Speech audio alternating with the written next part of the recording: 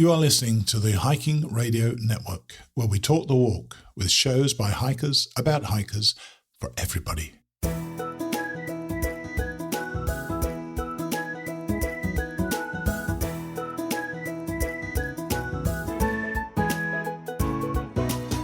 Mighty Blue on the Appalachian Trail, the ultimate midlife crisis. Join Steve and his guests every week as he staggers from Georgia to Maine.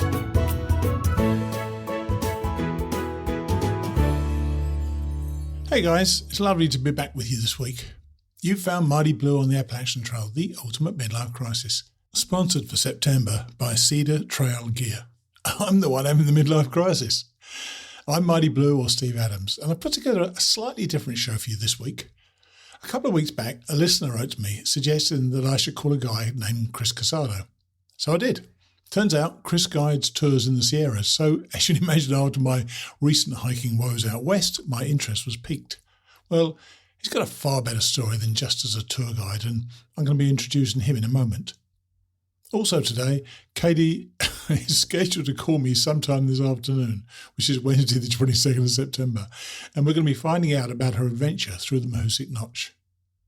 As we haven't had the call yet, I can't tell you what happened, though from my own experience, it should be epic. I hope she calls now. And finally today, in Winton Porter's Passing Through, we hear how an experienced hiker deals with a hypothermic patient. This is worth listening to, even if you're not following my reading of the book, because you never know when you might be called upon to help out in a tricky situation like the one Winton describes here. Oh, and he also meets a mama bear and a cub, so it's quite the morning, trust me. But before we get on to that, there's this. Now, we've all heard of leave no trace, and I hope that we all apply the principles, but sometimes, let's face it, it is really difficult to dig a deep enough hole with those small plastic and metal trowels. Well, Cedar Trail Gear have come up with a solution, and like all good gear, their 3-point multi-tool has several important functions for you and the hiker in your life. This ingenious device will not only easily dig your cat hole to the correct depth, it can be used as a pick to loosen up rocks and stones in your outdoor bathroom of choice. And you can even use it as a hammer to knock your stakes into hard ground when you set up camp. It's truly that strong. I've used it myself and it works like a dream. It weighs just 9 ounces, is made of very durable aluminum, and is powder coated in highly visible safety orange. Check it out at cedartrailgear.com, where you will learn of yet another surprising use for the 3-point multi-tool. So let's get on and introduce you all to Chris Casado, or the Commissioner. So today's guest is Chris Casado, and Chris was suggested to me by a listener, Ray Hansek. Hey, Chris, how are you? Hey, good morning. Thanks, Steve. Thanks for getting up so early, because you're 3 hours behind me and we're recording at 9:30 in the morning for me, so it's 6:30 in the morning for you. But you're a family man now, so I understand how that works. Now, you've been involved in hiking since quite a young age, haven't you? Tell everybody how you developed a love for the mountains. I first started hiking when I was about 14 years old. I had never been hiking before. And the gentleman who introduced me to backpacking was actually a 5th grade teacher at the elementary school I went to in Clovis, California. Clovis is in the Central Valley, kind of like halfway between San Francisco and Los Angeles, up towards the Sierra. And he had been taking students and community members from this Clovis Fresno community to the Sierras on this inspirational hike across the Sierra to Mt Whitney every year for a number of years. And I was kind of one of those kids who got exposed to it kind of at an early age. Wow. So what was his motivation for doing this? You know, I think he was a teacher. And from his perspective, the 3 best parts of teaching were, as he would tell it, would be June, July, and August would be all the time he could spend backpacking up in the Sierra and getting kids out. And he loved just, I think, sharing the enjoyment and the wonder of the Sierra and the challenge of it, and also giving kids and I think others an opportunity to realize they can do a little bit more than they might have otherwise expected. Yeah, like play on Facebook or something like that. Yeah, it's kind of kind of weird. Wasn't around back then, but yeah, it's kind of weird how that goes. Yeah, so he was doing this, and these days that would have presented a bunch of logistical and liability issues, I suspect. What was it? You know, this was something he funded out of his own pocket, or he got parents to fund it for people?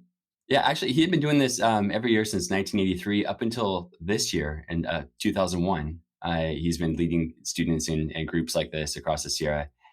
And you mean 2021, don't you? 2021. I'm sorry, 2021. I'm sorry. We haven't jumped back in the past. Sorry. Yeah, go on then. Yeah, up until 2021, every kid kind of pitched in just to cover costs from their family, what they could cover, and a lot of volunteers in terms of people driving up to the Sierra, picking people up on the backside. This is a through hike that we were doing, so it was about a 65, 70-mile hike starting on the west side of the Sierra, going across Kings Canyon and Sequoia National Park, and then summiting Mount Whitney on the eastern edge, and then exiting towards Lone Pine. Was that the little route that he made up, or was that something of specific through hike route?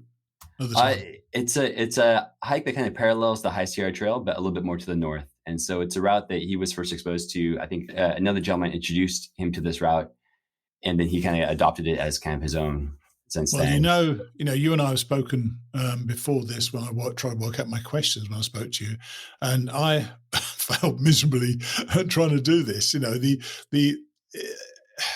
Being at elevation is a real thing for some people.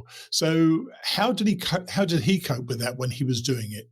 Because someone must have got sick, surely. Or am I the only voice who does? No, we've been backpacking this route for quite a while. Elevation sickness does happen. Altitude sickness does happen.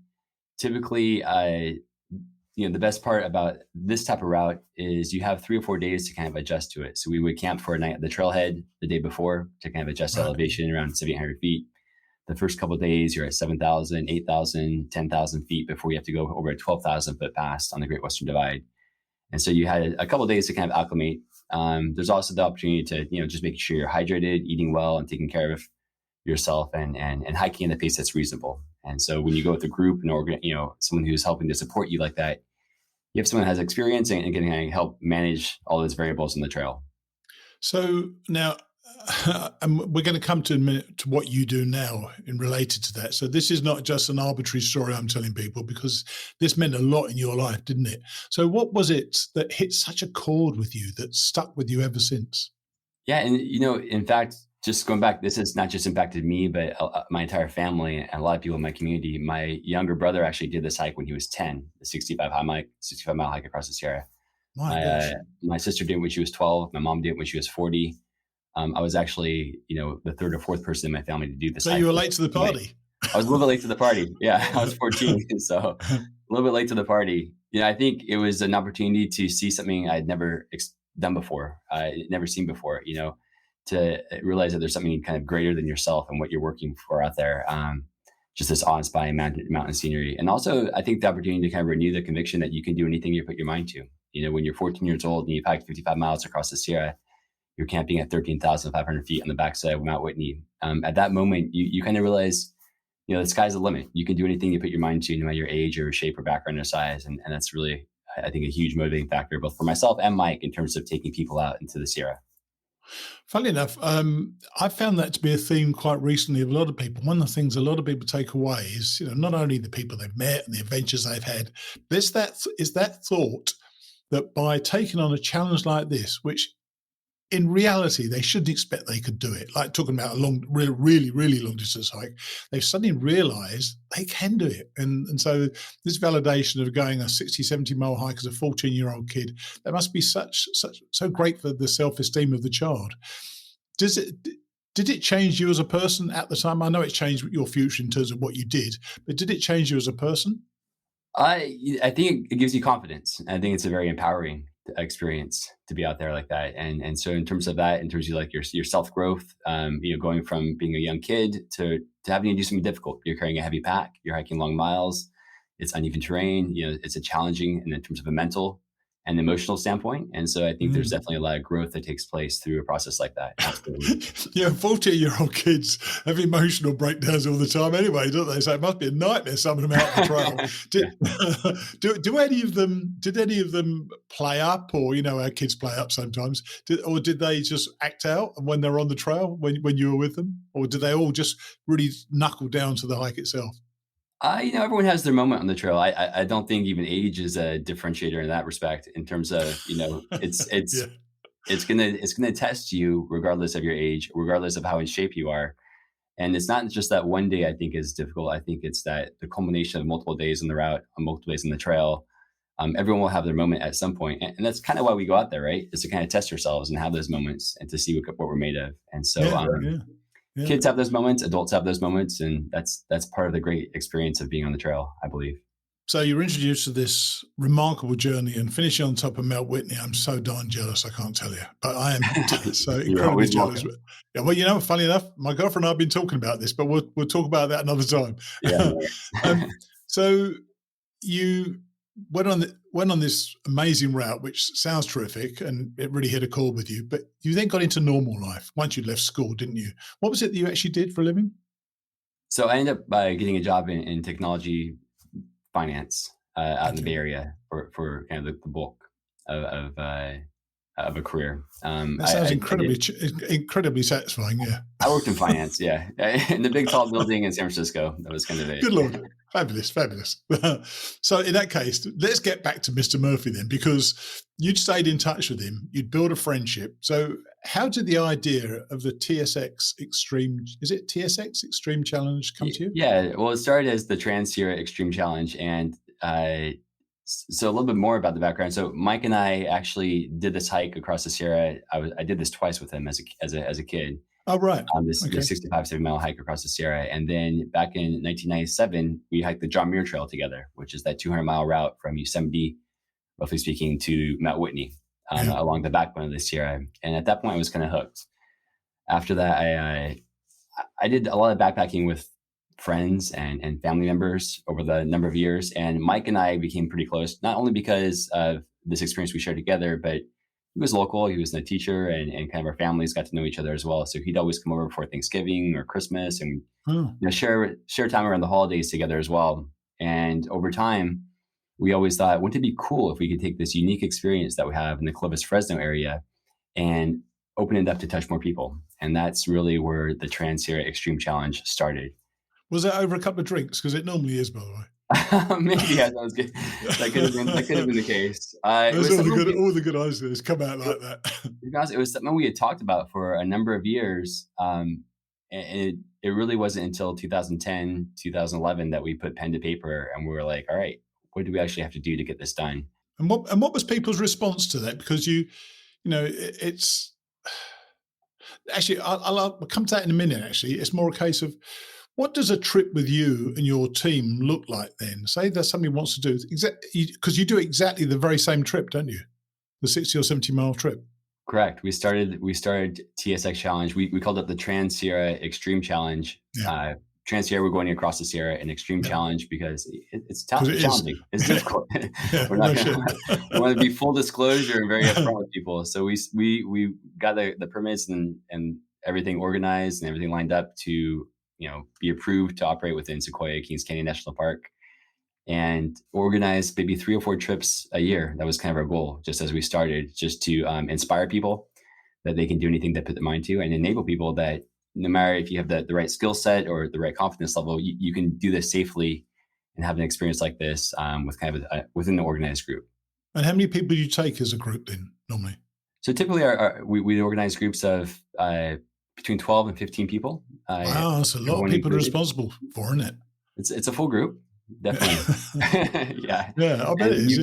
You have varying levels of expertise or experience, and I'd say about a third of the people who have backpacked with us, it's their very first ever overnight backpacking trip is an experience like this. This was the thing that amazed me more than anything else, that someone thinks that it's a good idea for their very first trip to go up mountains as high as Mt Whitney.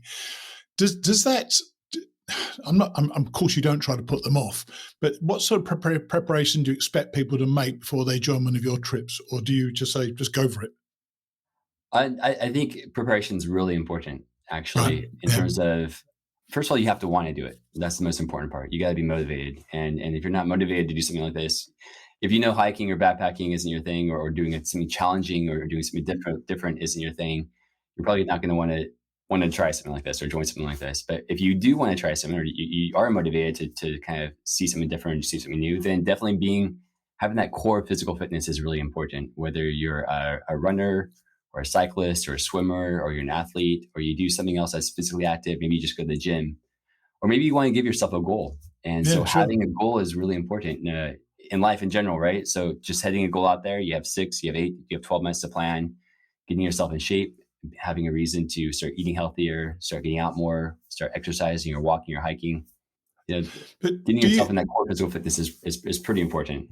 But Pete, you must turn up to the trailhead or wherever you meet these people, and you think that person's never prepared for this at all. So how do you? I mean, Yeah. I've been thinking about since we spoke. I've been thinking about this. How you work this out, because you've got to you're responsible for a group, and which means you're probably as slow as the slowest person in the group, I presume, aren't you? In total, that's correct. So if we have a group of 12 to 15 people, you're going to have a pretty wide range of speeds on the trail. Yeah, And some yeah, people are sure. going to hike faster, some people hike slower. What we do is we really try and do everything as a team effort. I think backpacking with us is definitely a team sport. Everyone's Yeah. out there to help each other through the process. If you're a faster hiker, you take your breaks at certain checkpoints in the trail. If you're a slower hiker, you kind of take your breaks as you're hiking. And then we're all going to enjoy the time out there, whether we're spending time at camp or whether we're spending time on the trail. We're all in the outdoors in the wilderness, and that's the awesome part about it. And do you see things happen to people when they're introduced to the wilderness, especially those who'd never been out there at all? Because I always used to say that, when I went skiing for the first time, it was 1988, I was about 36 years old.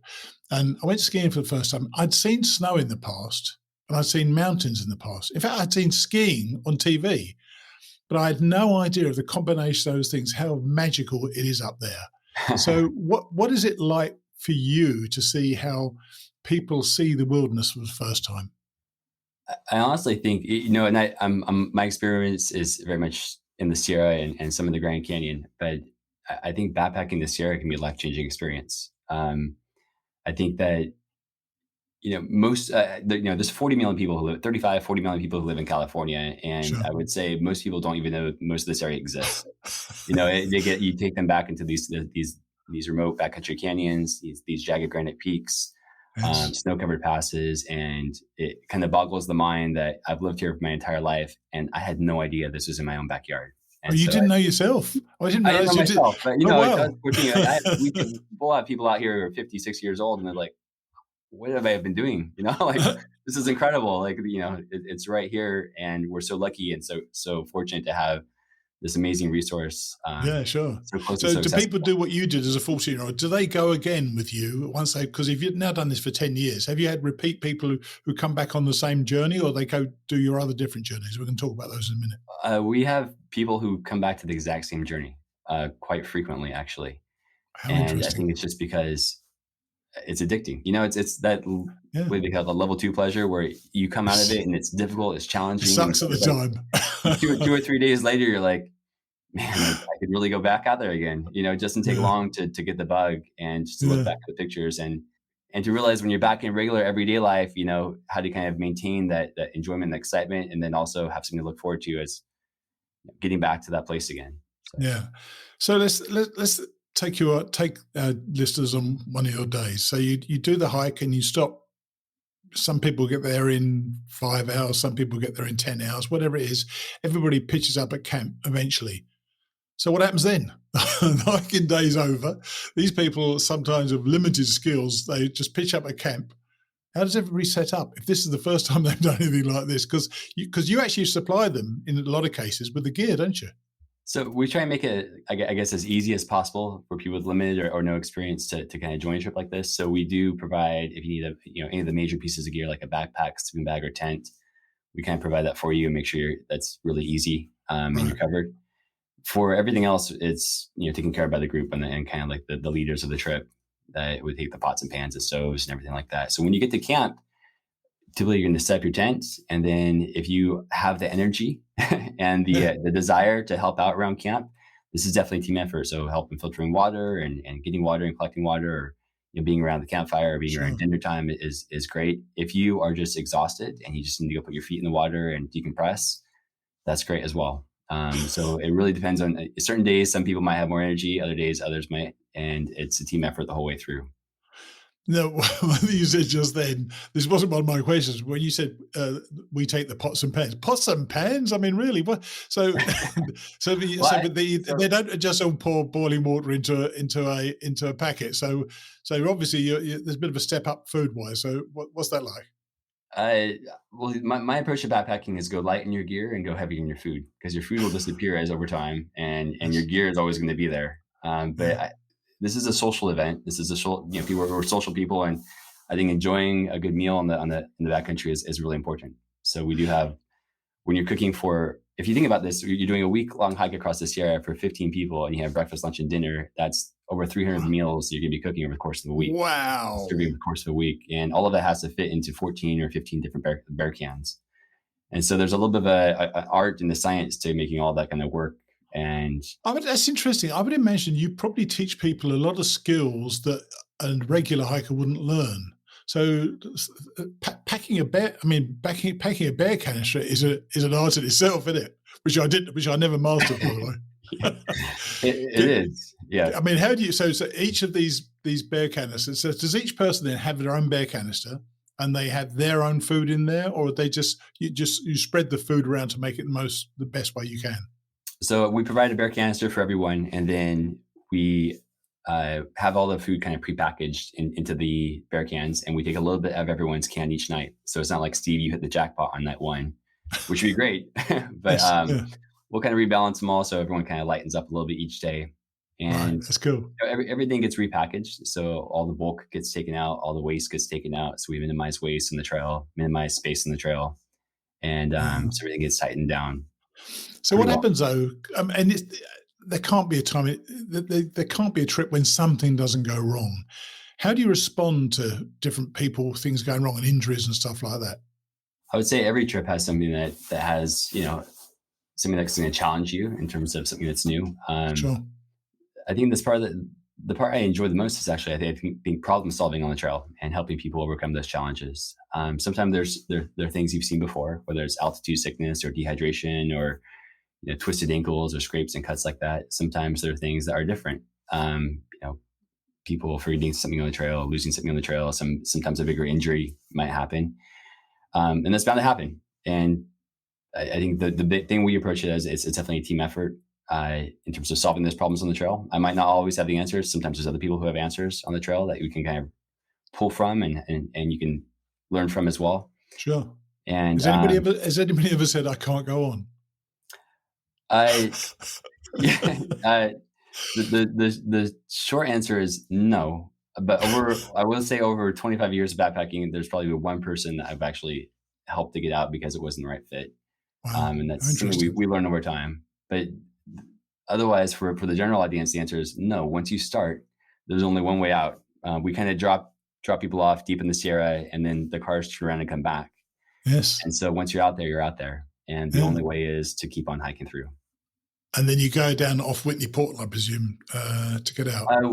That would be that would be a typical exit. We actually exit a little bit farther to the south over what we call the High Sierra Desert, toward an area called Cottonwood Pass and Horseshoe Meadows. Oh, Cottonwood Pass, yeah. So it's about 15, 20 miles south of that. Yes, it's quite a bit beyond Whitney. I didn't realize that, and that's interesting. Yeah, so it's a beautiful journey. Area.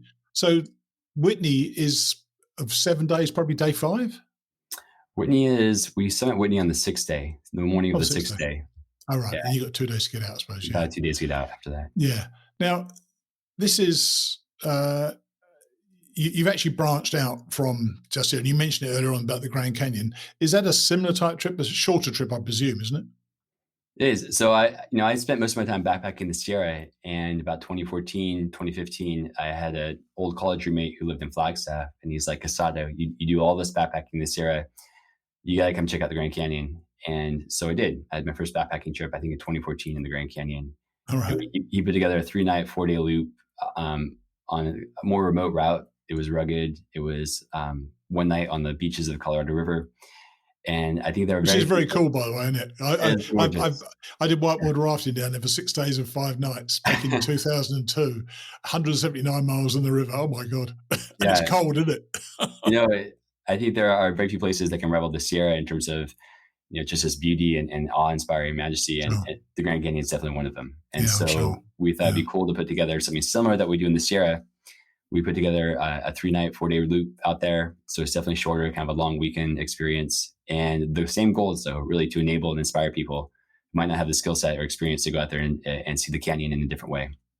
That's so cool, it really is. Now, this is your business. So how different are these hikes for you? Obviously, it's the way you earn a living, but do you still have the wonder of that 14-year-old boy when you get up into those mountains? Are they as good for you today as they were, what was it, 20 odd years ago? 25 years ago, I guess. They're better. Oh, really? I think absolutely better. I think the reason they're better is when you take a different group of people out, I think the joy for me is just seeing it through their eyes for the first time. And so you get to experience kind of that wonder every single time on every single trip, and helping people overcome those challenges and realize they can do some pretty incredible things together. And so from my perspective, just being out there,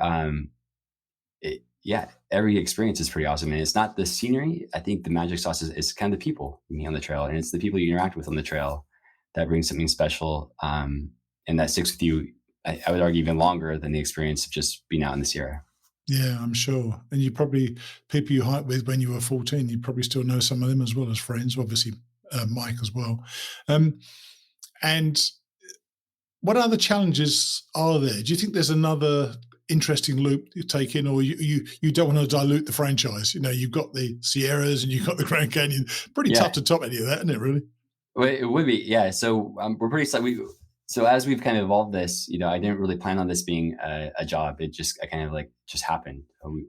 We started this as kind of a side business or side experience, and then it's kind of grown over time. In 2017, 2018, we added a third experience, and this is an area that's kind of close and near to my own backyard where I grew up in Clovis, Fresno area. We call it the Hell for Sure Challenge. And Hell for Sure is actually kind of a double meaning. There's actually a lake out there called Hell for Sure Lake. And so, oh, really? All right, nice. So we get out to Hell for Sure Lake, but it's a loop we created kind of out of love for the experience. There's this one route that goes into this area called Red Mountain Basin, and the trail kind of dead ends there. There's another route that goes into this area called Bench Valley, and the trail dead ends there. And we create a loop that goes about 6 or 8 miles off trail and connects these two really remote, underappreciated backcountry valleys and basins, and makes them into a beautiful loop. And so we call it the Hell for Sure Challenge. And even farther back out there is this big mountain called Mount Goddard, and we added another loop that kind of goes out in there and summits this 13,500 foot massive, beautiful, majestic mountain in the middle of Kings Canyon National Park. Did you say you created a trail for 8 miles to link the two? Yeah, we created. That ain't easy, is it? we actually, it's not trail. It's off trail for about 6 or 8 miles, but no one else. You won't find this in any guidebook or any online website. It's something that I just created, and it took a couple tries to create it because there's a pass that's a little bit challenging to get through. So the first time I tried it, I had this idea. We tried to test it out, and I didn't quite make it. It got cold. It got snowy. We couldn't find the right safe route, so we came back down, and then we tried it second time in the spring, and it worked out. That's how you know your life's working out, isn't it? You're doing what you enjoy and you're making a living out of it. Oh my gosh, you've really got that worked out. And being a family man now, have any of your kids been into the Sierras with you, or are you going to take them sometime in the future? I have. So I would actually love to get more kids out. That's a goal that we're working on for the next couple of years. But my daughter joined me on this week-long hike across the Sierra when she was 11. In fact, we took a bunch of graduating 5th graders out on this week-long hike to Mt Whitney. It was 4 5th grade girls and 1 5th grade boy and a bunch of dads. We did the hike across the Sierra to Mt Whitney. And then my youngest son, he has done this Hell for Sure route twice. He did it twice last summer. Once as 9, once as 10 years old. And it was 40 miles, but he loved it. In fact, catching fish was his thing. So. Well, we've seen that, we've seen certainly on the AT this last couple of years, youngsters going on the trail. A child started, we had on the show recently, a child of 4 started the AT this year and completed at the age of 5, which is almost surreal. So as a 10-year-old, 11-year-old, 12-year-old, that's a good time to start hiking, I guess, isn't it? But taking on a challenge like that, and I think that speaks to what you said earlier on. No one knew these kids could do that stuff. But they tried it, and because there was no real alternative, they carry on, don't they? They just keep going, and I love that. I would say kind of the junior high time range, or middle school, junior high is probably a nice way to kind of segment into backpacking and trips like this. You have, when you're kind of doing it on your own will, so it's not your parents telling you what to do. It's just kind of like you wanting to do it or you wanting to experience it, and you can have a little bit of an independent type of feel, and it challenges you in different ways. And so I think that age is, and also kind of the maturity to handle some of these things and kind of process them on your own is important as well. So tell us then, where can people find this? Is your website, is it tsxchallenge.com? That's correct. I got that right. Okay, I'll put that in the show notes. tsxchallenge.com. Yeah. And one thing I haven't told you, which I'm going to tell you now, remember I mentioned at the beginning that you were introduced to me by a guy called Ray Hansek. Well, he came out on one of the trips with his daughter, Camille. And so I interviewed them about coming on the hike with you. So that's going to be following this. So don't worry, they loved it. So that worked out. Ray and Camille, and he brought his other daughter on another trip with us as well. Oh, right. Okay. Well, they certainly enjoyed it. And I appreciate you coming on and tell us about it. And I think it's really struck a chord with me as well. And I know I've said I'm never going to do the John Muir Trail again, but man, I'd love to go up Whitney one day. I really would love to go up Whitney one day. But perhaps we'll talk offline, okay? Sounds good. Thank you, Steve. Good to talk to you, okay? Take it easy. Thanks very much. Cheers. Bye. I've got to tell you, and I never thought I'd say this, having written off my chances of ever seeing the top of Mt Whitney, I must say, this looks like something I could do, and Dana could do it with me. I think Chris and I may very well be having a conversation soon. I could even podcast it. Funny, isn't it? Like Chris said, at the time you're struggling through a hike, you can never imagine wanting to come back and go through it all again. Okay, so it won't be the whole John Muir Trail, but it will get me where I want to go, Mt Whitney. Watch this space. But now, as I told Chris, here is Ray Hansek and his daughter Camille. They were the ones who suggested I should reach out to Chris, and when I asked them to come on the show and tell me what their journey had been like, they obliged. So here are Ray and Camille. So having failed miserably to complete even 4 days on the John Muir Trail for the third time, I'm now pretty much in awe of those who can tolerate altitude. So now I'd like you to meet Ray and Camille Hansek, their father and daughter, who went on one of Chris's challenges. In fact, it was Ray who wrote to me about Chris in the first place. Hey Ray and Camille, nice to have you on the show. Yeah, hello, Steve. Hello. Great to meet you. Well, Chris was such an interesting character. I've actually not done the recording of him yet, but we had a conversation about the whole thing, and he's got such a great, I think it's a great setup. It sounds like a great setup, and the videos of those journeys sound pretty darn good as well. And I know that you actually weren't a long-distance hiker, Ray, and I know you haven't done much more than that trip. How did you find Chris, and what made you think the week-long trip in the Sierras was a good first hike? Yeah, so after years of scouting and just mostly car camping, I started hearing about these long-distance hikers and longer hikes, and I happened to see Chris came to the local REI and was given a presentation on the Sierras, and I thought that would be a very, very interesting trip to do, and a way to connect with my daughter after she'd been out of country for quite a period of time and before she headed back to college. Right. So had you been hiking out of country, Camille, or what have you been doing? I was actually on a church mission, so I was out in Chile for about 1.5 years. Oh my gosh. Wow. Mm-hmm. So you got back together and you decided to go on this. What did you think of that? The idea of going on a long hike? For me, it was honestly perfect because I'm a geology major, so I really like rocks and being outside and hiking. And just going and doing this amazing experience together was really cool. So it was perfect for me. And it's definitely not an easy trip. I know, so having tried to do some of the John Muir Trail, it is very, very challenging. And did you both physically prepare for it, or did you just sign up and go? I think Camille's making a great face, by the way. Perhaps that reflects their different approaches. Two different answers on this one. Okay, you go first then, Ray. So for myself, I had spent months, getting up in the morning, walking before going to work, 3 miles, and then slowly using a backpack, increasing the weight with that. So I was very regimented and intentional in my training. She's nodding now, by the way. Wish I videoed this, actually. Carry on. Yeah, so you're regimented in your training. So, but and where do you live? Do you live in a mountainous area or a flat area?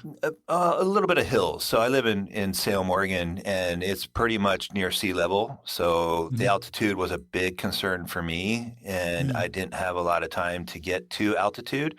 So I spent more time just making sure I stayed active and got used to carrying the weight. So slowly getting up to 30 plus pounds or so and doing 3-4 times a week, walking with that backpack in the hills around the neighborhood here. And I'm presuming the way you were shaking your head, Camille, you didn't do a great deal of preparation at all. You felt you were already there. Yeah, or I didn't think I was like quite there, but I just didn't. I don't know why I didn't train. I just didn't. But like the most training I did was I had a job that had me walking around a bunch. So I would have like 4 to 6 hour shifts on my feet every day. So that's all the training I did. And sounds like maybe all the training you needed. Yeah. But and we've said this before, certainly on the Appalachian Trail, having done it myself, it's one of those things that however people do prepare for these hikes, I don't think they're quite prepared for what actually hits them the moment they take their first step, because it's an entirely different set of circumstances. What did it feel like to the both of you when you got started? I do remember I got blisters on like the second or third day because I took off my shoes, like soaked my feet in some water and then didn't end up letting them dry all the way. So like that kind of like surprised me. And then also just like the weight of the pack. Like I don't think I'd ever been backpacking before, so it was really interesting. Right. And what about you, Ray? How did you find it when you first started? I'm always up for adventure, and so to me it was another big adventure, and just taking it one day at a time. The weight I was pretty much used to. However, I did send you a picture of the Camille holding bear can number 8. Getting used to, in that area, you have to use bear cans. That's something we're not used to. And you'll know if once you do get a chance to talk to Chris, they spare nothing on food. So you eat very well on that. So those were very heavy bear cans. So basically, is that what he does? Does he give you each the food? You've all got to carry some of the food. Is that right? In your own individual bear cans? Yes. The collective, you carry the food is distributed throughout the bear cans, though not equally. Hence, bear can number 8 was heavier, and everybody carried their own personal snack bag. So what does this look like? You sign up and you do whatever preparation you do. You turn up, because normally, you find your own way to the trailhead and you get started and you get walking and you set your tent up. How curated is this for the person who decides to sign up for this sort of trip? The real neat thing about Chris' experience is they take people of all ages. So I know he's taking people as young as 10 and into their 70s and all different abilities. So he's like, if you have the will, they will help you get through it. And so they do encourage some physical preparation, but mostly it's a proper mindset.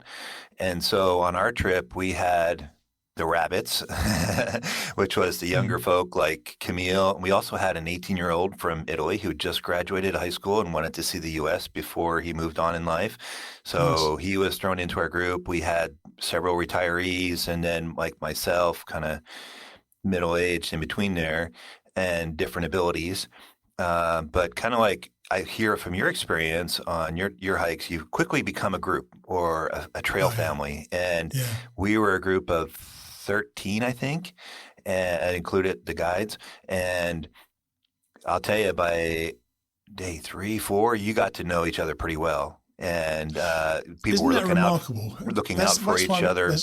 That's always one of people's great takeaways, how enjoyable that is, meeting people you would never have met in most other walks of life. So was that good for all of you, or were there some sort of cliquey things, or did Chris and his team pull you all together? I didn't really feel like there was any cliques going on. I felt like it was like kind of you hiked in groups, or like some people just like stayed in groups while you were going through the day. But at the end of the day, like everybody was like just gathered in one circle around like a campfire, or like when we got up to elevation, like just around wherever we were eating, and we just all talked. But they also give you the gear. If you haven't got the gear, they'll give you the gear to use. So some people must have been turned up that first night once they'd been walking and had to set their tent up. I mean, what's that like? Because, that's daunting. I trained for weeks on setting my tent up on my living room floor when I first went. But, once you get used to it, it's fine. But if you know nothing about setting a tent up, how do they go about that? Yeah, we had people of all ranges. And for example, the young man from Italy, he was, Chris provided the gear for him because he didn't come with it. And very quickly, someone else jumped in. I mean, no one had to ask. It was very quickly, someone else jumps in here. Let me show you how to do that and get started. There was a lot of sweat. There was a lot of tears, some blood along the way. And very quickly, everybody kind of develops their trail persona and their trail name. We had one lady named Scrapes. Every day she was getting a Band-Aid put on somewhere. And, and there were tears as some days were hard, but the group was very, very encouraging. One of the traditions Chris does, and I really like this, that helps bring the group together, was every night, kind of after dinner, you're sitting around, and that's the nice thing about a bear can. You can sit on them, but I'll get in a circle, and he goes through this routine or ritual, and it's called Thorns and Roses, and you just go around and you talk about, here's my thorns for the day, here's my roses, and they talk about how they feel and what's going on, and maybe the first couple of days people are a little reserved, but after a while, people really open up, and it's really a connection. Yeah, no question about it. And I mean, the bit obviously I'm most jealous of is that the two of you have been up Whitney, which is something I've yet to be able to try to do. I know my girlfriend and I have talked about this, possibly going with one of Chris's trips and try to get to Whitney that way.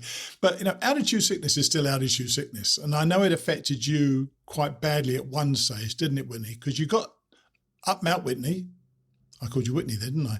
Didn't you, Camille? Because my bad. Because you got up Mt Whitney. And so how did it feel when you were at the top? Because I know you weren't very well coming down. Tell us about that. Right at the top, it felt like labored breathing, but I was still enjoying the view. And I felt such a sense of accomplishment having climbed all the way to the top. Sure. But it was pretty scary because I could feel a brain fog kind of coming on, and I'd never experienced that before. Like that. So yeah. That's crazy. Yeah, so you were feeling something. Did they say what it was you were feeling or not? Mm-hmm. Or did they diagnose it? What was it? Yeah, on the way up there, one of our tour guides, Alex, I think he has some medical training, and he noticed the signs that I was starting to sound a little bit weird when I was breathing, and then also if he put his head to my back, he could hear my lungs and just tell me yeah, you're starting to get altitude sickness. If you want to keep going, you can probably summit, but you'll have to come down pretty quickly. So I did make it to the top, and I spent about 10 minutes right at altitude, and then I came down to a safer spot, and then I just kind of collapsed and fell asleep. So yeah, he sent me a very distressing picture of you, actually. Yeah, I thought looked like you died. You must be coming down the mountain. See, you just lying there, sort of flaked out on it. So overall, I know you loved it, and it was great fun. That would you recommend this sort of trip to people as a good introduction hiking? Because there seems to be no downside to this to me, and I'm kind of impressed that you both got to the top of Whitney. Did everybody get to the top of Whitney on your trip or not?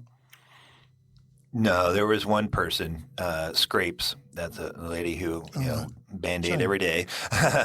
She did not. She struggled. And I don't know. I don't know how Camille you felt, but I felt bad leaving her behind. I mean, I think we would have done everything. We would have carried her if she would let us to get her to the top, because we were so close as a group that we would have done anything to help her get there. But that was her individual decision. She took a rest day that day, and I think that I know Chris's group, they offered in the future to take her anytime she was ready and willing. But so I think hopefully someday that she will make it to the top. I will say that there was people all different abilities. Some very, very beginners, like I think the young man from Italy probably had never done anything like this before. And then there was people that were very, some more on experience level. But Chris you'll hear from him. I think Chris or Steve, you may get hooked because they help people of all abilities to make it. And I think you may have a chance. I mean, really, I think he'll get you hooked because he's very I compelling. can't believe this. 3 times I've forgotten. He's very compelling. With the same result. However, this is not the full GAMT, but this is what Chris calls the Trans-Sierra route. And the way, and Chris, I don't know if he's already explained it to you, but the way that we're going to talk about that. Yeah. The route itself is very conducive to help people through that. There's very much of an acclimation period and the way that you go through it. And I think they take people of all levels. He also does some youth groups, and so you'll see if he talks to you that they take,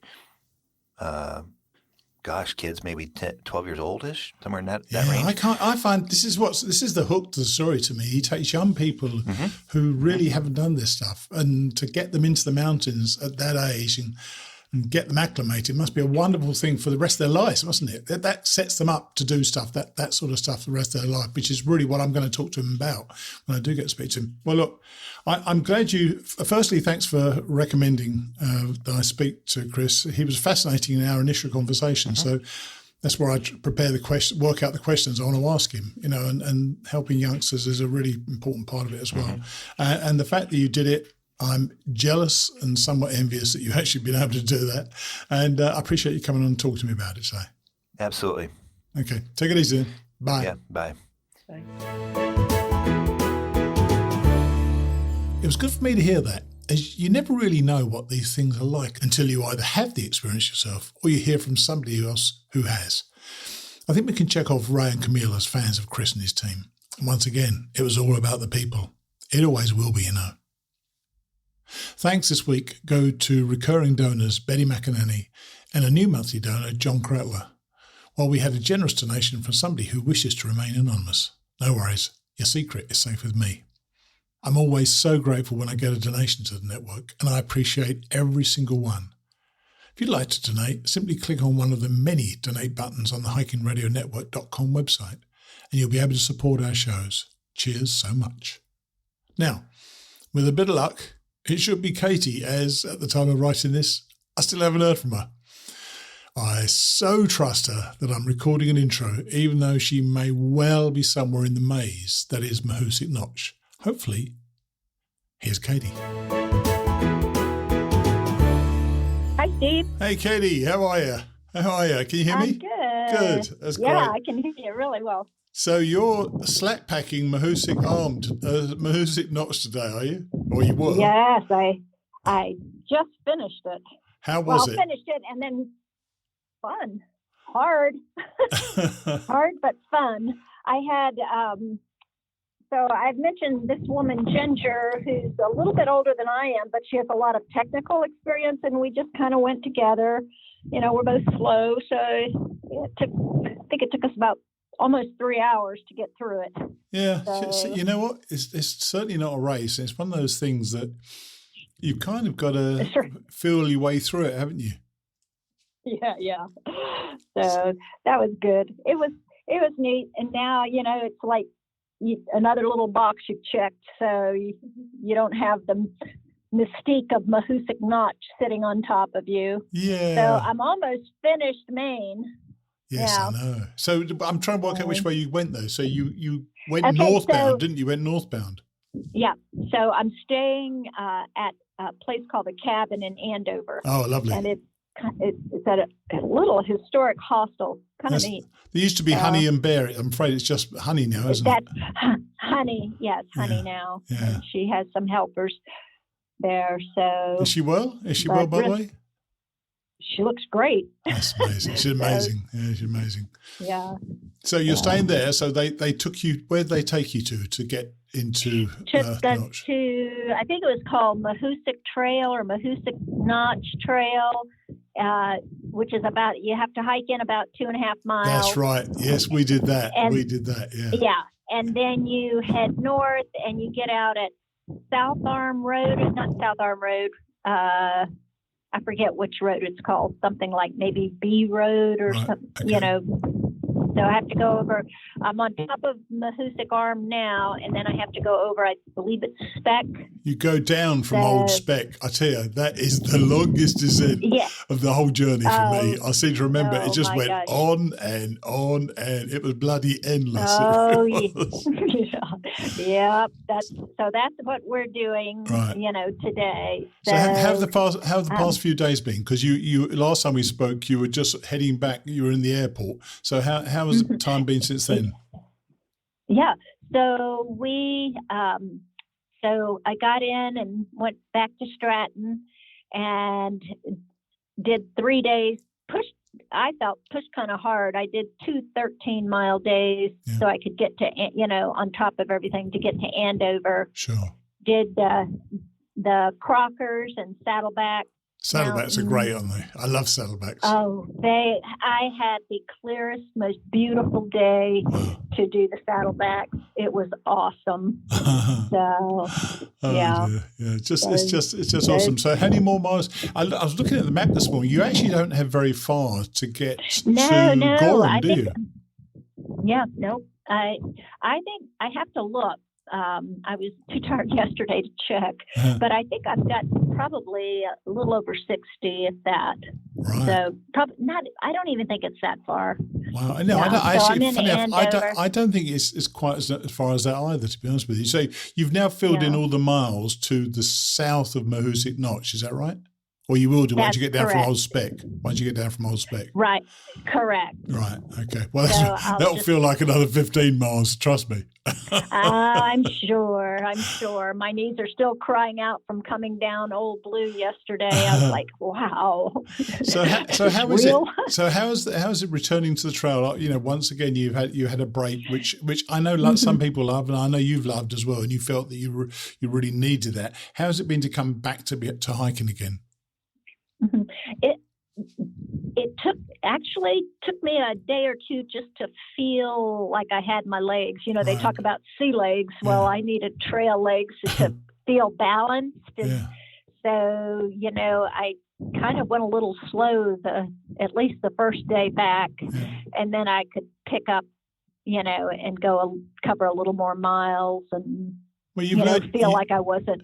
You've learned your limitations, haven't you? You've learned what you can do, what you can't do, and what's good for you, and what's bad for you. So, you're using all that experience that you've built up over the previous, 1,500 miles, whatever it is, the number of miles you've done now. And, you've done a very difficult stay. I mean, it's beautiful, but it's a very difficult stay to do, I think, Maine, and just glorious to do at the same time. I think of it, it's beautiful and brutal,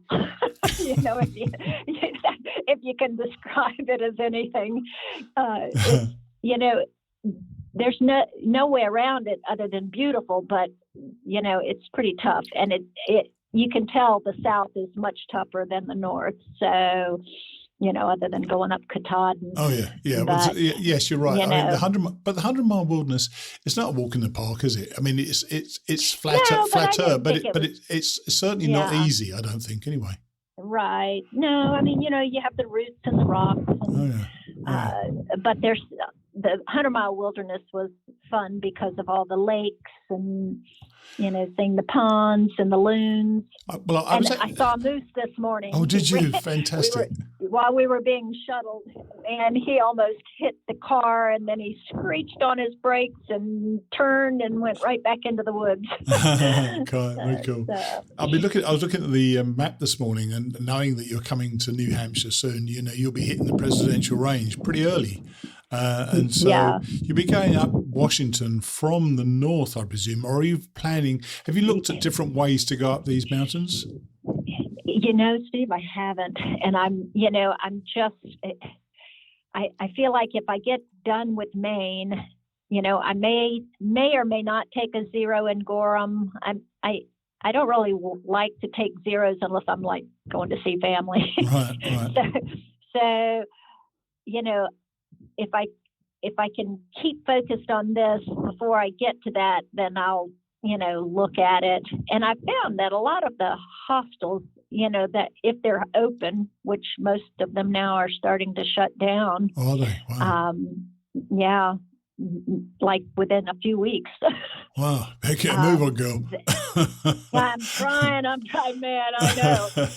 But I think that the thing that makes me feel a little bit confident is that these huts have, I think, some emergency, like a basement or whatever that you can get in if you need to. Well, yeah, there's certainly is one in Lake of the Clouds hut. I don't know about the others, actually. Right. I think it's called the Dungeon. So, yeah, that's right. Something to look forward to. Me, that's I feel pretty good that if I can get up over that and safely, and I think I'll be really watching weather more than I have been. Darn right, yeah. It changes incredibly quickly up there as well. Are you considering staying at one of the huts, either as a paying guest, which is quite expensive, or you can do work for stay, which is basically they let you sleep on the floor there, which is kind of cool. I think they've all shut down by September 15th. Oh, really? I'll have to look. Yeah, I think most of them are closed down now. So it might be, some private place that's catering to people coming to look at, the leaves or something. Yes. I don't know. Yeah. But so are you planning to carry on with the lady you're hiking with now for some time? Because I am. There's definitely strength in being with somebody else, isn't there? Yes, and we get along well, and I feel like I can benefit her. She took a big fall today, but she was all right. But she's really smart at the technical stuff, and I'm not sure how technical New Hampshire is. Maybe more like, and see again, it's all just in my head. I don't even know. It's climbing rock scrambles and don't have too many preconceived ideas about New Hampshire. Right? I just promise you, it is fabulous. It is. Yeah. It's a highlight for most people if they go on this trip. I mean, it's a toss-up between Maine and New Hampshire, but New Hampshire is magnificent. And some of the mountains you're going to go up, you'll be almost crying with joy when you get up them. You think, this is just so awesome. So, just think, treat each one as an individual whole and spend the day and enjoy getting up there and just think, look around yourself and think, well, life don't get much better than this. And that will serve you well, I think, as you go through. Yeah. Okay, well, look, let's make sure we catch up again a little earlier next week. I'm speaking to you now at 10 to 2 on a Wednesday afternoon with the I've actually already written the introduction because I knew you wouldn't let me down. I knew at some stage we would speak. So we're here together, and people will be hearing this in less than 12 hours or about 12 hours time. All right, Steve. All right, great. Take it easy, Katie. All right, you take care. Cheers. Okay, bye-bye. Bye. I know I could trust her to make it. This part of the commentary is the only part I left until after I spoke with her. But as you heard, on that windy mountain, the notch was fun. It's nothing like anywhere else on the trail and seems to hold terror for some, though for me, I thought it was a great big jigsaw puzzle of a boulder field. I'm so glad that Katie enjoyed it, but man, that hike down from Spec truly is endless. Recently, several of you, in fact, a gratifyingly large several of you, have reached out to see if I could sell you my books and sign them. When I was at Trail Days this year, I sold all 3 printed books for a total of $25. This is a bargain compared to what you'd have to pay for them at Amazon, so I'm going to keep that deal going, plus $6 to send them anywhere in the US. So, for $31, you can have all 3 books signed by me delivered to your door. Just mail a check payable to Mighty Blue Publishing to P.O. Box 6161, Sun City Center, Florida 35751. And I'll send them your way the very next day. Cheers. By the way, if you'd rather I didn't sign them, you better let me know. Finally today is Winton Porter with Hypothermia 101, a really good look at how to deal with people who get into trouble in the cold. I'll see you next week. Chapter 6, Indian Artifacts. The 2-mile tumble from the summit of Blood Mountain down to the store is one of the most grueling descents in Georgia and has laid claim to many blown knees and busted ankles over the years. To the unknowing, those who get to the top and think they've got it made, it's a nasty surprise. As far as your joints are concerned, the hike amounts to about 4,000 downward hops, usually with nothing softer to land on than sharp, slippery, sometimes loose rock. Today, nature has added a sheet of ice, expertly camouflaged with a thin layer of snow.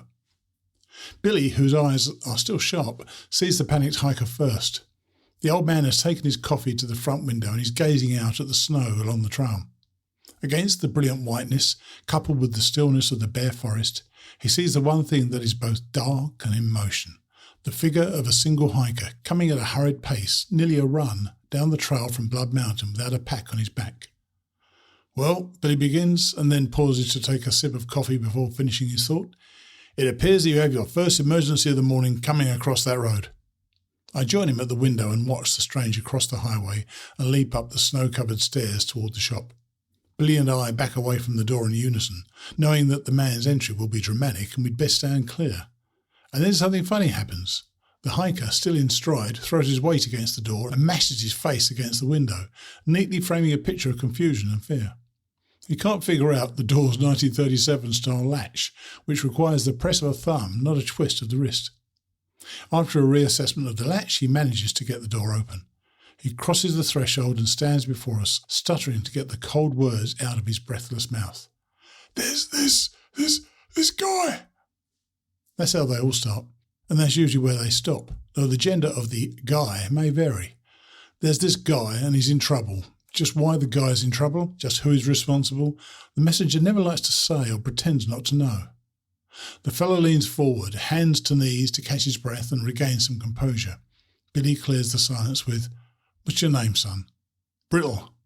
Brittle's about 6'4" and drastically thin. He's somewhere in his 20s, but because of his underfed look, I can't say where. He has enormous ears that don't seem to match his long face or dimpled chin. Billy continues his line of questioning. "Well, Spittle, what seems to be the problem?" "These two brothers were trying to carry down this thing, a big rock, strange rock thingy.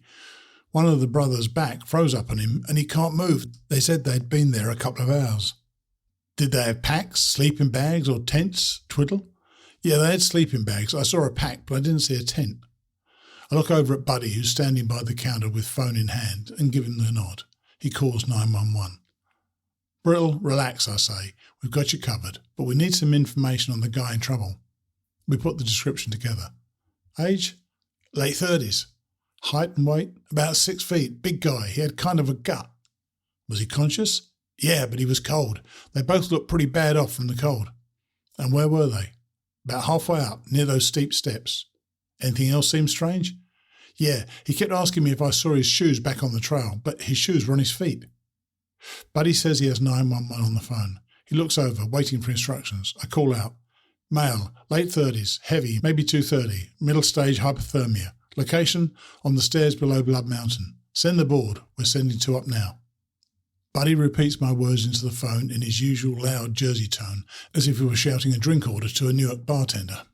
He hears the operator's short reply, then simply hangs up and continues cleaning the counter with his wet rag. "The order's in, boss," he says to me. "Should be here in about 25 minutes. But we know that once they reach the store, prep the stretcher, and head up the trail, it will be another 75 minutes for the rescue team to reach the 2 brothers. I turn to Billy. "Want to go for a little hike?" "Why not? I've had my 3 cups of coffee and 2 Snickers this morning. I could use the exercise." "Good. I'll get my sack and jacket from the house. Go ahead and grab a couple more Snickers in case we're out past lunch." "Oh yeah, free Snickers all round. Have one of these, Fiddle. It'll do you good." Billy gives Brittle a reassuring wink as he tosses over one of the bars. He's trying to keep the kid from worrying too much, but Brittle doesn't know what to make of him. To Billy Bumblefoot, another discerning gentleman of the woods, a Snickers bar is more than candy. Packed with calories, easy to carry, and delicious, it deserves to be called a perfect meal or even a medicine for the hiker's body and soul. Billy likes to say that a Snickers bar, in terms of health-giving powers, is like a steak dinner crossed with a Zoloft, except a lot cheaper. "Better take a couple for our boys," Billy says, pocketing 4 more. "I do my best not to eat these before I get them up the mountain, Winton. But I'm not making any promises. See you at the stairs." Billy shoves past a bewildered Brittle and out the door, going up Blood Mountain with candy wrappers rustling in his pocket. I head next door for my emergency pack. Of course, there's a story behind my pack. I'd been living on the trail for all of 3 nights when I was awakened for the first time by a frantic late-night knock at the door. It was a teenage girl wearing her just-crashed-the-car face. We took my grandmother up Blood Mountain and it got dark on our way down and she's kind of legally blind. We need more people to help her get down and we don't have a flashlight and could use another person or two. Can you help us? Since then, I've been keeping a ready emergency bag.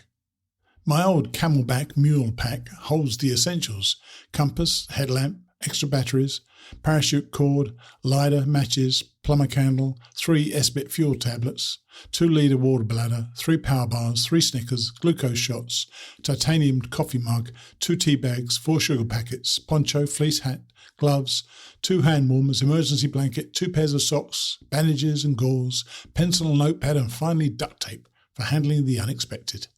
In the winter, I had a Sillen Island 8x10 foot tarp with tent stakes, a small Western mountaineering down blanket, and 20-ounce thermos to the mix. Any or all of these things might be put to use on this trip. Considering the weather and Brittle's description of the victim, there's a good chance we'll be dealing with a hypothermia case. Think of hypothermia this way. It's what happens when your body, having already lost several battles with the cold, starts losing the war. The extremities are like abandoned outposts. The body sacrifices them and retreats to conserve its heat for the vital organs. That's why you can keep shoving your driveway long after your ears and fingers have gone numb. Hypothermia is what you get when continued exposure, like a siege, starts breaking down your thermoregulatory last stand. It begins when the core body temperature drops below 98.6 degrees Fahrenheit.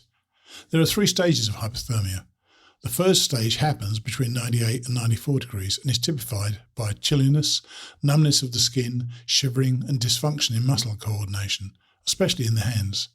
At the second stage, between 94 and 84, treatment can get a little trickier, especially when core body temperature drops below 93 degrees. The hands no longer function, the legs wobble under any weight. The second stage hypothermia victim needs a rescue. He can't hobble to shelter or build a fire, and anyway, he may no longer remember where shelter is or how to build a fire. Even the brain begins to freeze, sinking the victim slowly into delirium. He might be unaware of the shoes on his own feet. Stage 3 hypothermia, which begins when the body temperature drops below 84 degrees, is the most severe. The victim has entered the dead zone. The heartbeat is faint, the muscles are heavy and stiff, and the eyes, pupils dilated to a horrible width, start to take on the kind of calm that belongs only to soulless objects, like windows to an empty house. This zombie-like state is the most frightening for the rescuer and requires precise, calm and deliberate action. I've seen stage 3 once in my life, and I do not want to see it again. Having hoisted my emergency bag, changed into better shoes and grabbed a pair of trekking poles, I enter the woods behind Billy, making use of the track that he and Brittle have broken through the snow to ascend faster than these conditions would otherwise allow. I cover the first half-mile quickly. My body is warmed by the ascent. I stop to pull off a layer, readjust my pack and check my watch. It's 8:33 a.m. I'll reach the victim in less than 30 minutes. The rescue team is still, at this point, maybe an hour away from reaching the brothers. I plug in my headphones and with J.J. Cale and Eric Clapton pushing my pace, I break into a run. Soon I manage to get within 100 yards of Billy. Catching sight of me from a switchback, he acknowledges my arrival and, with a smile, lengthens his stride. I wonder how a man of his age can keep such a pace. He moves like a ghost floating through the forest. When I finally reach him, halfway up the stairs, he's with the 2 brothers, whom Brittle was describing. Billy is speaking with the one who's sitting on a rock, hunched over, fidgeting with the flip top of a crunch packet of cigarettes. The other lies on the ground amid scattered butts. There's this guy, and he's in trouble. This guy's trouble, in the first place, is that he's inside a cheap, flimsy flannel sleeping bag. Great for RV camping or getting to second base at the drive-in, but in these conditions it makes a better body bag than a tool for providing warmth. I grab the down blanket from my pack and throw Billy the rest of the pack without a word. Billy digs through it, pulls out the lighter and 1 S-bit fuel tablet, and immediately goes in search of dry kindling. I introduce myself to the guy sitting on the rock and ask him his name. He's shivering and his teeth are knocking together, and he's trying to hide it. He speaks slowly and as precisely as he can. My name is Mark, and this is my brother, Peter.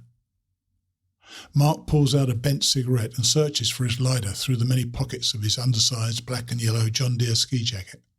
Patting himself down, stroking his torso, he looks like a third-base coach going through the signs. I can see it by his cap, which he tugs and tilts, that his favourite diner is the Waffle House. Time to see how the guy in trouble is doing. Peter, is that your name? Peter opens his eyes slightly as I spread the down blanket over him and says, have you seen my shoes? No, but we'll find them, no worries.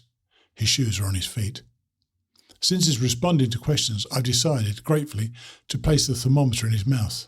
The situation doesn't warrant going rectal. I locate a faint pulse on his right wrist, position my watch and start counting. Mark has managed to secure his lighter. With his thumbs stiff from cold, it takes him a few tries to get a spark. He starts puffing furiously on his cigarette to get it started in the cold air. Training tells me that smoking can exacerbate hypothermia. Nicotine contracts the blood vessels and reduces blood flow to the extremities, which is the same thing that the cold does. But then, ordering a guy in a Waffle House cap to put out a cigarette in the middle of the woods can cause other problems. If Mark's well enough to light up, he's better off than Peter anyway. I let him smoke. I got 65, I call out. Time, 9:08 a.m. Temperature, 93 degrees. Billy breaks from arranging the kindling to take notepad and pencil from the sack. He repeats the numbers, pulse rate, time, temperature. The time registers in my consciousness. The rescue team is still an hour away at best. The vitals aren't great, but I'm relieved that I don't have to ask Marlborough Mark to strip naked and climb into the sleeping bag with his brother to warm him up. Peter groans weakly. I ask him where it hurts. My back is locked and the top part of my leg hurts. It hurts or it's numb. Hiker wisdom. If it hurts, it's still working. Sore. They tingle a bit. Has this happened before? A couple of years ago. I grab his right calf through the sleeping bag and squeeze my hand against it tight. Can you feel that? Yes. Which leg, right or left? Right. He's correct, but he's missing the point. This isn't a guessing game. I repeat the question. Right or left? Right. He says, Jesus, man, that hurts. Much better. Have you seen my shoes? Yes, we have your shoes. We put them back on your feet and threw in some toe warmers. While I check for frostbite, I make small talk with Peter to keep his lips moving. Peter works in a battery plant in southern Alabama, and among NASCAR drivers he prefers Bill Elliott over Dale Earnhardt, something that he and his brother strongly disagree on. He was recently divorced after 15 years of marriage and has two daughters, Katie, 15, and Jennifer, 13. He says that his wife ran off with some guy from Texas that she met on the internet. His dad had taken him and his brother up Blood Mountain when they were kids, and he says that this place holds special memories. Well, that won't change, I imagine.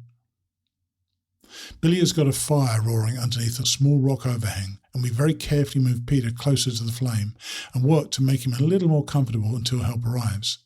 Mark moves next to the fire, takes a final drag off his cigarette and tosses the butt into the flame. Fire, he says, grinning. What the hell do we need fire for?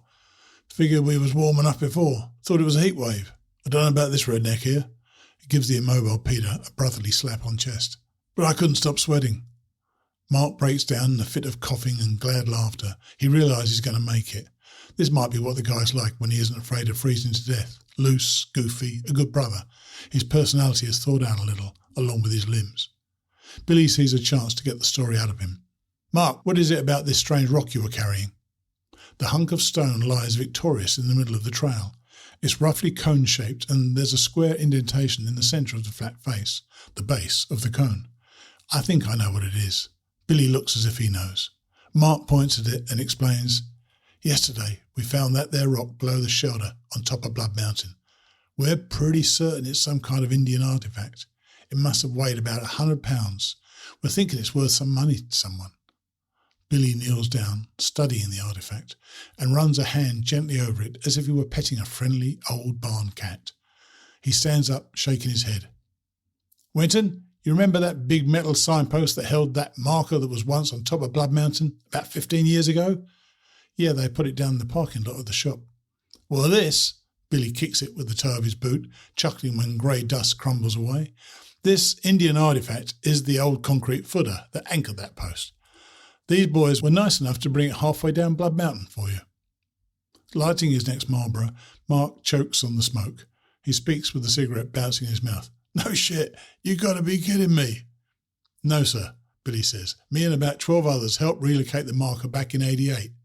I remember rolling this concrete footer over the rock cliff and watching it blast through the rhododendron thicket below the shelter. I can't believe you found the damn thing. Mark stares ahead for a moment. Then he twists from side to side, addressing himself not just to Billy and me, but to the whole forest in a loud voice. "Did I say I was the one who thought the thing was worth money? I take it back. Wasn't me." He's still coughing, but the three of us are laughing. He points at his brother. It was his idea, man. Peter, who is now much warmer but exhausted, simply closes his eyes in search of another dream. Presently, we hear the Union County Rescue Team below the ridge, and I start gathering my supplies off the ground. Billy tosses a few more small limbs onto the fire and stokes the flame with his hiking staff. He reaches into his pack, pulls out 2 Snickers bars, and neatly lays them on a rock in clear sight of the rescue team. I walk over to the concrete Indian artifact and push it off the trail and down the snow-covered slope, watching it crash down the steep embankment toward its new home. Rick Dyer is the first one to arrive. The leader and the fittest man on his team, he comes pounding up the trail on his thick legs. He's built more slenderly from the waist up. The mismatch gives him a half-man, half-ox look. He has a gruff voice but doesn't use it much, and he's chewing on a toothpick, rolling it from one side of his mouth to the other. Rick's lineage goes back hundreds of years in these mountains, and many of the pastures below are owned by a Dyer or a Collins. These families regard the land as their permanent property. It's their home, their workplace, and finally their grave. They believe in their blood that they do belong here more than others, and they do in a way. I know that Rick will never quite trust or understand the hiker community, just as we would never be able to share his ancient-rooted point of view. We hiker types are just passing through, as Billy says. We're playing in these woods, and we don't worry so much about what belongs to whom and how much of it, or for how long. Some of us don't even like owning much more than we can carry. I hail Rick and ask him how many is coming. 8, he says. He fixes me with a cold look and spits. Then he steps around me toward Peter, who is now more alert and has stopped asking for his shoes. I volunteer the vital information to him. I got 65 and 93 degrees at 9:08, and now have 95 and 70. It's 10:01. "Did you go rectal?" Rick asks with a glare. "No, sir. I did that last week with the other guy. You can if you want. Here's my stick." I pass the thermometer to Rick over Peter's head. "Sorry, Peter. You're in professional hands now." Peter gives me a frantic, betrayed look. "Peter?" Rick barks, putting on a latex glove. "That's your name?" Peter nods, then closes his eyes. I stand up and back away and let Rick do his work. "Rick, anything else I can do?" I ask, already knowing the answer from other experience with him. I'm considered no more a part of the Dyer elite rescue team than I am a member of the Dyer family. When they want my opinion or my help, they ask for it. When they're ready to give me my blanket back, they will. The rest of the time, I'm a ghost to them. This suits me fine. Rick tells me that I'm free to go. When I thank him, I can't tell if he's listening. I slip on my pack and pass without a word, as ghosts do, through the oncoming crowd of uniformed men who are short on breath and big in heart as they climb their final ascent to prepare their patient for transport. Billy has already disappeared into the thick forest and is easily a quarter-mile ahead of me. I'll let him go. He likes a quiet walk, and so do I. I take up a leisurely stride, enjoying the scenery that escaped me on the way up the mountain. I'm away now from the fire, from Mark's cigarette smoke and the scene of sickness and the scent of medical instruments. The clean sting of winter air in my lungs refreshes me. Half a mile or so from the shop, I stop at a place we call Balancing Rock to enjoy some water and a Snickers bar, and a black bear cub stumbles out of the woods in my direction. My guest, still in the frizz and scruff of his first coat, is just a few months old. Clumsy as a puppy, he looks friendly and confused. This is his first lesson about the smell of chocolate and peanuts. I bark to get his attention and move higher onto the rock in an attempt to locate Mama, who is sure to be close behind. I hear the sow before I see her, and I know by the sound of leaves and brush crashing under her weight that she's big and in a hurry. I stand tall on the rock and raise my stick above my head, trying to gain as much height as possible. She bolts into the clearing, snorting commands to her child. Again I bark, but now the great beast rears up on her hind legs as if to defy me in speech. The little one copies his mother's actions. It almost seems appropriate to me in this powerful moment to say a word to these upright beings. Thank you, maybe, or bless you. But my training again does its job. I withstand the beauty of the bears and my own delicious awe in silence. We stand and look at each other for an interval I can't measure. All the usual timekeeping rhythms, my breath, my heartbeat, seems impossibly suspended. Then the little bear drops back to the ground and todders over to Mama, and the tension between her and me drops. Her panic and anger cool to motherly grumping. She scolds the cub with a few brisk huffs and noses him back into the woods. Behind him, she follows a few steps, then stops, reconsidering, and turns back to me. She gets the last word, a farewell snort and a wag of her nose, beneath which she may actually be smiling a subtle, benevolent smile, as if to say, "You are one lucky son of a bitch." Plenty of lucky men in these mountains today.